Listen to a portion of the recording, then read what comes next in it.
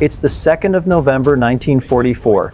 During a huge air battle that rolled across the German skies, Captain Fred Glover is leading a squadron of P-51 Mustangs escorting a formation of B-17 flying fortresses deep into enemy territory. Their mission is simple: protect the bombers at all costs as they strike targets in the heart of the Reich. In the distance, the Mustangs spot the massive bomber stream. Stay tight, boys. Eyes on the sky. This is going to be a big one. The American pilots arm their .50 caliber guns and scan the horizon, adrenaline surging through every cockpit. But at that very moment, something completely unexpected appears.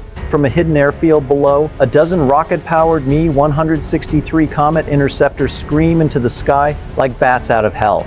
These are the fastest planes in the world, powered by pure rocket fuel, climbing at impossible angles. Lieutenant Gunther Andreas, one of Germany's most experienced Komet pilots, feels the violent G-forces slam him back into his seat as his engine ignites with a deafening roar. This is going to be the single largest Komet mission ever for the fatherland. His fellow pilots, including Oberfeldwebel Ballenrath, follow him up in a desperate swarm.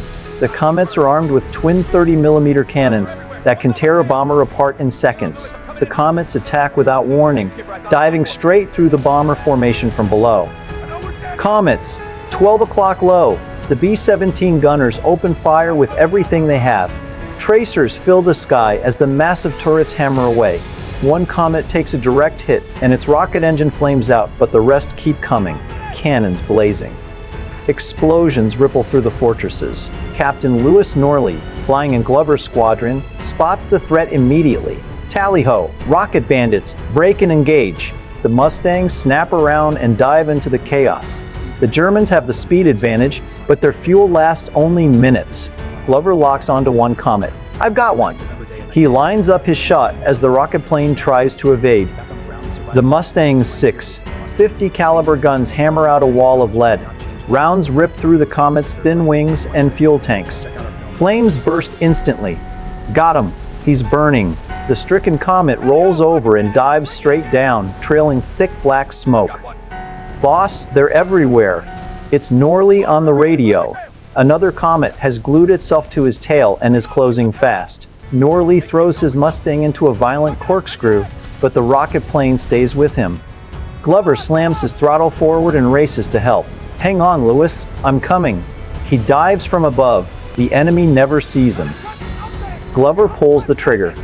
Streams of lead shred the Komet's fuselage. It explodes in a fireball, debris arcing across the sky. Thanks, Skipper. I thought I was done. Meanwhile, Oberfeldwebel Ballenrath is in a life-or-death duel with another P-51. His cannon jams after the first burst. No! Work, damn you! He tries to shake the Mustang, but the American pilot stays locked on. Ballenrath's engine begins to fail. The Komet starts losing power and spirals toward the ground. He fights the controls, but the canopy is stuck. Come on, get out! He bleeds off speed desperately, finally popping the canopy at the last second. Ballenrath tumbles out, his parachute opening just above the treetops. Back in the fight, Lieutenant Gunther Andreas has already made 2 passes on the bombers. He lines up for one final attack when a P-51 appears in his mirrors. Damn it, he tries to outrun the Mustang, but his rocket fuel was almost gone. The American pilot fires a long burst. Rounds slam into the Komet. Flames lick around Andreas' cockpit. He knows he has to get out. He yanks the release handle, but the canopy refuses to open.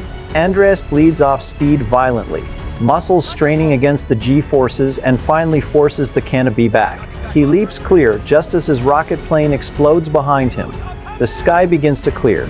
The last Komet is shot down by a pursuing Mustang. Captain Glover and Captain Norley form up with the surviving bombers and turn for home. On the German side, only a handful of pilots made it back to base. Oberfeldwebel Ballenrath never escaped his plane and lost his life in the battle. His was the last Komet to be shot down that day. Back on the ground, the surviving American pilots climb out of their Mustangs, exhausted but alive. They are the only ones who lived to tell the tale of the day the rocket planes met the Mustangs. Sometimes even the fastest plane of its time isn't enough to bring those B-17s down. If you want to see other incredible stories from the air war over Europe, check out our film War in Europe. The Komets have the speed advantage. but their fuel lasts only minutes. Captain Fred Glover locks onto one Komet. "I've got one." He lines up his shot as the rocket plane tries to evade with a sharp turn. The Mustang 6 .50 caliber guns hammer out a wall of lead. Rounds rip through the Komet's thin wings and fuel tanks. Flames burst instantly. "Got him, he's burning!" The stricken Komet rolls over and dives straight down, trailing thick black smoke all the way to the ground. "Boss, they're everywhere!" It's Captain Louis Norley on the radio. Another Komet has glued itself to his tail and is closing fast with its cannons blazing. Norley throws his Mustang into a violent corkscrew dive, but the rocket plane stays right with him, its speed giving it every advantage. Glover slams his throttle forward and races to help. "Hang on, Louis, I'm coming in hot." He dives from above at a steep angle. The enemy never sees him coming. Glover pulls the trigger. Streams of lead shred the Komet's fuselage and cockpit. It explodes in a bright fireball, sending debris arcing across the sky. "Thanks, Skipper. I thought I was done for." Meanwhile, Ballenrath is locked in a life-or-death duel with another P-51. His twin 30mm cannons fire once, then jam completely. "No! Work, damn you!" He tries to shake the Mustang with a desperate roll, but the American pilot stays glued to his tail. Ballenrath's rocket engine begins to fail. The Komet starts losing power fast and spirals toward the ground. He fights the controls with everything he has, but the canopy is stuck tight. "Come on, get out!" He bleeds off speed desperately, finally popping the canopy at the last possible second. Ballenrath tumbles out into the cold air, his parachute opening just above the treetops as his rocket plane slams into the earth behind him. Back in the thick of the fight, Lieutenant Gunther Andreas has already made 2 blazing passes through the bomber formation. He lines up for one final attack on a damaged B-17 when a P-51 suddenly appears in his mirrors. Damn it!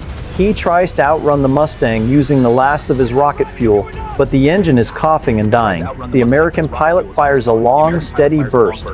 Rounds slam into the Komet's wings and tail. Flames lick around Andreas' cockpit. He knows he has to get out now. He yanks the release handle hard, but the canopy refuses to open. Andreas bleeds off speed violently, muscles straining against the crushing G-forces, and finally forces the canopy back with raw strength. He leaps clear just as his rocket plane explodes in a massive fireball behind him. The sky begins to clear as the last Komet is chased down and shot to pieces by a pursuing Mustang. Captain Glover and Captain Norley form up with the surviving bombers, their Mustangs low on ammunition but still flying strong. The rocket planes that had terrified the Allies for months are finally silent. Back in the air, the surviving Mustangs form up with the remaining B-17 flying fortresses and turn for the long flight home. Captain Fred Glover scans the now quiet sky one final time. The rocket planes that had attacked with such ferocity are gone. He and Captain Louis Norley fly wingtip to wingtip, exhausted but victorious after facing Germany's most advanced and terrifying fighter. On the German side, the few Komet pilots who returned to base did so in silence. Lieutenant Gunther Andreas had survived by the narrowest of margins after a desperate bailout from his burning rocket plane. But not all were so fortunate. Oberfeldwebel Ballenrath fought bravely to the very end and lost his life that day. After bailing out at extremely low altitude, his parachute failed to open fully, and he perished upon impact with the ground. On that dramatic November day in 1944, the revolutionary Me-163 Komet met its match against the skilled P-51 Mustang pilots. In one of the largest Komet missions of the entire war, several of these futuristic rocket interceptors were shot down in flames while trying to break through the American fighter screen to reach the bombers. The Mustang pilots had once again proven why they ruled the European skies. Back on the ground, the surviving American pilots climbed wearily from their Mustangs. They had stared down the future of aerial warfare and lived to tell the tale. But they knew that even the most revolutionary technology could not change the inevitable fate now closing in on the Third Reich. If you want to see other incredible stories from the air war over Europe, check out our film War in Europe.